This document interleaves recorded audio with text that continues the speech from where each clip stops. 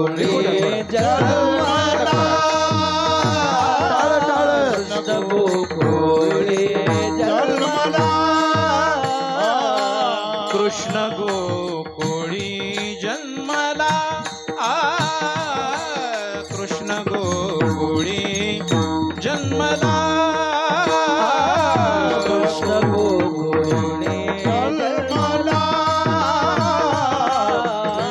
कृष्ण गोकुळे जन्मला दुष्टाचळ काप सुटला दुष्टाचळ काप सुटला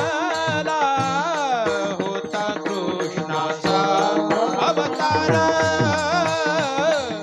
होता कृष्णाचा अवतार दुष्टाचा पाप सुटला दुष्टाचा पाप सुटला होता कृष्णाचा अवतार होता कृष्णाचा अवतार गोकुळी जन्मला दुष्टाचळ काप सुटला होता कृष्णाचा अवतार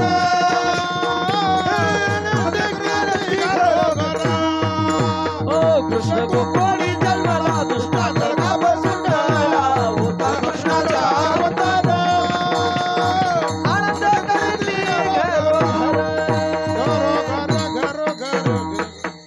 देवाच्या अवताराची अनेक कारण आहेत गीतेमध्ये स्पष्ट सांगितलंय यदा यदा हि धर्मस्य ग्लानिर्भवति भारत अभ्युत्थानम धर्मस्य तदात्मानं सृजाम्यहं परित्राणाय साधूनां विनाशाय च दुष्कृतां धर्म संस्थापनार्थाय संभवामी युगे युगे धर्म रक्षावया अवतार घेशी आपल्या पायशी भक्तजना रामचरित मानस मध्ये गोस्वामींनी वर्णन केले सुंदर याच श्लोकाचं अगदी जब जब होई धर्म के हानि बाढ़ही असुर धम अभिमानी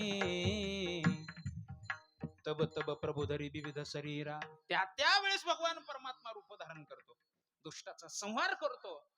भक्ताचं रक्षण करतो धर्माची स्थापना करतो आणि हे सगळं करत असताना भक्तासाठी अवतार वाजव ना भक्तासाठी अवतार